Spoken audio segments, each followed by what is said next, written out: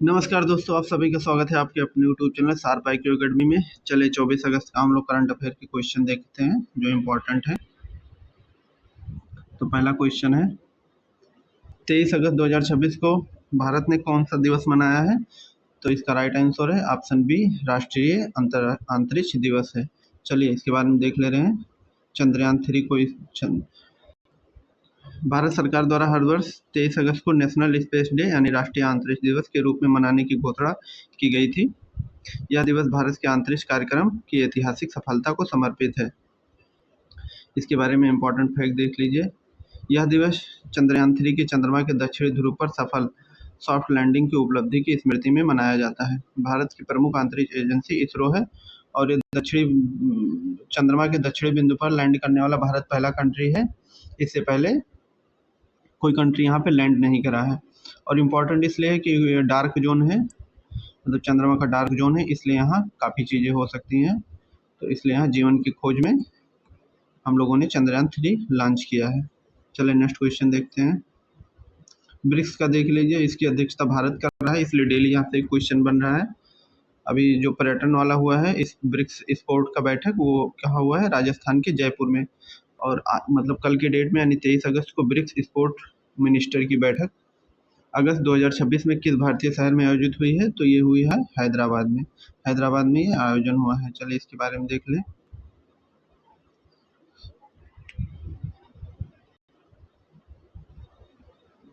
Right answer है विशाखापट्टनम। चलिए इसके बारे में विस्तृत व्याख्या देख लें। 22 और 23 अगस्त के बीच ये बैठक हुआ है, तो अभी लेटेस्ट न्यूज है। अगस्त 2026 में भारत की ब्रिक्स अध्यक्षता के दौरान ब्रिक्स यूथ स्पोर्ट मिनिस्टर, युवा एवं खेल मंत्रियों की बैठक आंध्र प्रदेश के विशाखापट्टनम में हुआ है। ये इंपॉर्टेंट बनता है, यहाँ से क्वेश्चन बन सकता है। ब्रिक्स का एक नया क्वेश्चन हर एग्जाम में पूछेगा करंट अफेयर में, तो आप लोग इसे जरूर याद रखिएगा। विशाखापट्टनम में सफलतापूर्वक आयोजन किया गया है। इस बैठक में सदस्य देशों की एक ज्वाइंट डिक्लेरेशन, संयुक्त घोषणा पत्र अपनाया गया है, जिसमें अनेक सारे नीति अपनाई जाती हैं। देख लीजिए। इसी अवसर पर विशाखापट्टनम में ब्रिक्स फ्रेंडशिप साइकिलिंग इवेंट का भी ऐतिहासिक आयोजन किया गया है। ब्रिक्स के जो 5 कंट्री थे शुरुआती में, वो देख लीजिए, ब्राजील, रसिया, इंडिया और चाइना और साउथ अफ्रीका हैं। बाकी और कंट्री और खाड़ी कंट्रियाँ भी इसमें जुड़ी हैं। चलिए नेक्स्ट क्वेश्चन देखा जाए। वाणिज्य उद्योग मंत्री पीयूष गोयल ने 24 से 27 अगस्त 2026 को किस देश की यात्रा पर जा रहे हैं? तो ये किस कंट्री की यात्रा पे जा रहे हैं? Sorry, B, Japan. जापान देश पे जा रहे हैं, जो हमारे देश के वाणिज्य उद्योग मंत्री हैं पीयूष गोयल जी।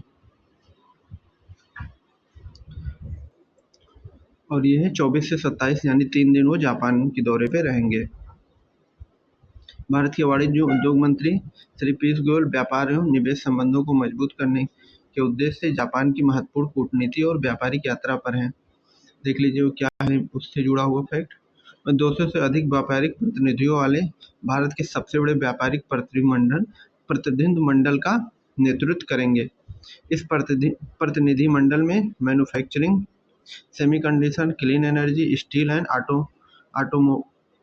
ऑटोमोटिव जैसे प्रमुख क्षेत्र भी शामिल हैं। तो देख लीजिए IT सेक्टर हैं और जो रिन्यूएबल एनर्जी है, उन सब पे वो जुड़े बहस करेंगे।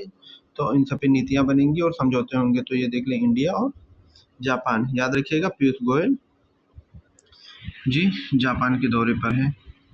चलिए नेक्स्ट क्वेश्चन देखा जाए। INS सुदर्शनी अगस्त 2026 में लोकयान 2026 अभियान के तहत किस देश के लिप्सन बंदरगाह पे पहुंचा है? तो ये कौन सा कंट्री है? लिप्सन बंदरगाह कहाँ है? आंसर होगा सी, पुर्तगाल में है लिप्सन। देख लीजिए। भारतीय नौसेना की जहाज IS सुदर्शनी अपने प्रतिष्ठित समुद्री अभियान लोकायन 2026 के अंतर्गत पुर्तगाल की राजधानी लिप्सन के बंदरगाह पर सफलतापूर्वक पहुंच गया है। तो ये जो अपना इसका एक दौरा है IS सुदर्शनी का, वो यहाँ पहुंच चुका है। INS सुदर्शनी भारतीय नौसेना का प्रमुख सेल ट्रेनिंग शिप यानी पाल प्रशिक्षण जहाज है। यह विशेष रूप से 3 मस्तूल वाला मतलब बारक्यूस रेडी का जहाज है। चले इसके बारे में देख लीजिए, याद रखिएगा सुदर्शनी को। ये क्वेश्चन बन सकता है। अगस्त 2026 में बच्चों के लिए किन दवाइयों को फिक्स डोज यानी कॉम्बिनेशन पर सरकार ने प्रतिबंध सुरक्षा को लेके प्रतिबंध लगाया है, फिक्स डोज कॉम्बिनेशन को लेके। तो ये देख लीजिए, क्लोराफेनामिन एंड मेटालेट है और इससे जुड़े हुए एक फार्मूला और है इसमें, इसकी व्याख्या चलिए देखते हैं। क्लोरोफेनामिन मेटालेट है ये, और इसके बारे में व्याख्या देखिए। स्वास्थ्य और बाल सुरक्षा को प्राथमिकता देते हुए केंद्र सरकार ने सर्दी खांसी के लिए इलाज के इस्तेमाल में होने वाले 2 रसायन फिक्स डोज कॉम्बिनेशन पर छोटे बच्चों के लिए कड़े सुरक्षा प्रतिबंध लगा दिए हैं, यानी ये दवाइयाँ छोटे बच्चों को नहीं दिया जाएंगी। इस फार्मूला को देख लीजिए। यह प्रतिबंधात्मक कदम से विशेष रूप से 4 वर्ष से कम उम्र के बच्चों को सुरक्षा के मद्देनजर रखते हुए इस पे बैन लगाया गया है। तो अब ये दवाइयाँ बंद हो गई हैं। अगर वो 4 साल से कम उनकी एज है तो उनको ये डोज नहीं दिया जाएगा। यह निर्णय दवाओं से संबंधित दुष्प्रभाव को रोकने के लिए किया गया है। चलिए नेक्स्ट क्वेश्चन देखा जाए।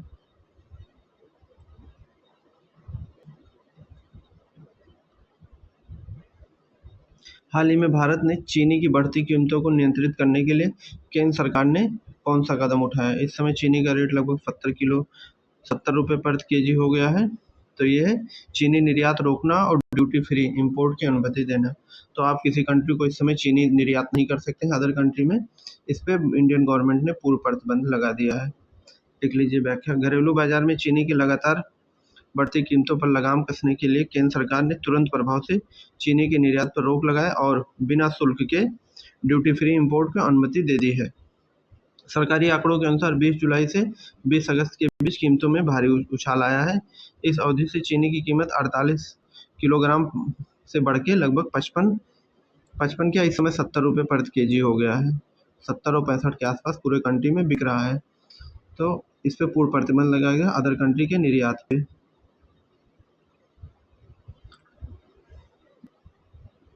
चलिए 8 नंबर क्वेश्चन देख ले रहे हैं। अगस्त 2026 में आधार ऐप ने कितने डाउनलोड का आंकड़ा पार किया है? तो लगभग 5 करोड़ लोगों ने आधार ऐप डाउनलोड कर लिया है। काफ़ी ऐतिहासिक है ये। तो चलिए इसके बारे में व्याख्या देख ले रहे हैं, क्या है ये। भारतीय विशिष्ट पहचान प्राधिकरण UIDAI द्वारा संचालित आधिकारिक आधार ऐप ने मोबाइल प्लेटफॉर्म पर अपनी लोकप्रियता और उपयोगिता साबित करते हुए अगस्त 2026 में 5 करोड़ डाउनलोड का ऐतिहासिक मील का पत्थर पार कर लिया है। 5 करोड़ से अधिक डाउनलोड भारत का डिजिटल पहचान सेवाओं के बड़े पैमाने पर उपयोग को दर्शाता है। तो लगभग 5 करोड़ लोगों ने आधार ऐप डाउनलोड कर लिया है। यह ई गवर्नेंस और डिजिटल इंडिया पहल की एक बड़ी सफलता है। ई गवर्नेंस क्या होता है?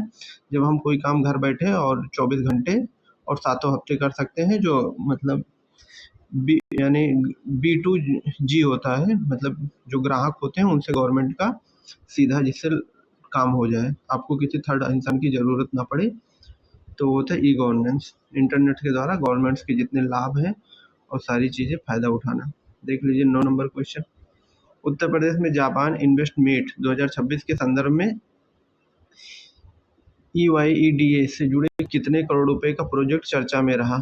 तो देख लीजिए कितने करोड़, काफ़ी लंबा बजट है ये। तो 3191 करोड़ रुपए, 3191 करोड़ रुपए पर चर्चा हुआ है। देख लीजिए। उत्तर प्रदेश में आयोजित जापान इन्वेस्टमेंट मीट 2026 राज्य में विदेशी निवेश को आकर्षित करने के लिए एक प्रमुख मंच बना है।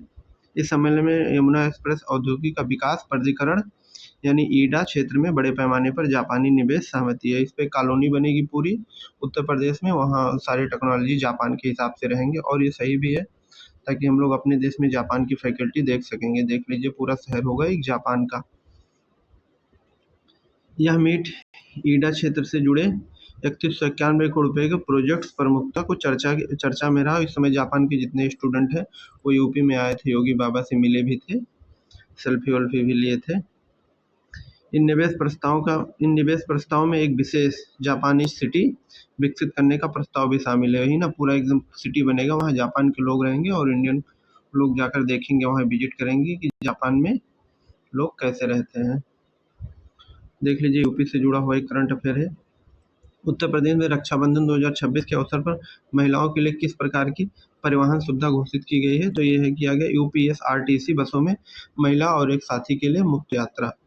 मतलब 28 तारीख को आप लोग मुफ्त यात्रा कर सकते हैं, 27 और 28 के बीच में। उत्तर प्रदेश सरकार ने रक्षाबंधन 2026 के पावन अवसर पर महिलाओं के एक विशेष उपहार देते हुए राज्य सड़क परिवहन निगम यूपीएससीआरटी की बसों में मुफ्त यात्रा की सुविधा की घोषणा की है। देख लीजिए, इस योजना के तहत महिलाओं के साथ साथ उनके साथ एक साथी भी मुफ्त यात्रा की अनुमति है। यह सुविधा 27 अगस्त की रात से 28 अगस्त की रात यानी 48 घंटे के लिए लागू की गई है। तो 27-28 के बीच में फ्री यात्रा करिए। चलिए, बाय एंड टेक केयर। खाली पीडीएफ आपको टेलीग्राम पे मिल जाएगा, सेम पीडीएफ, तो वहाँ से डाउनलोड कर लीजिएगा रिवीजन के लिए।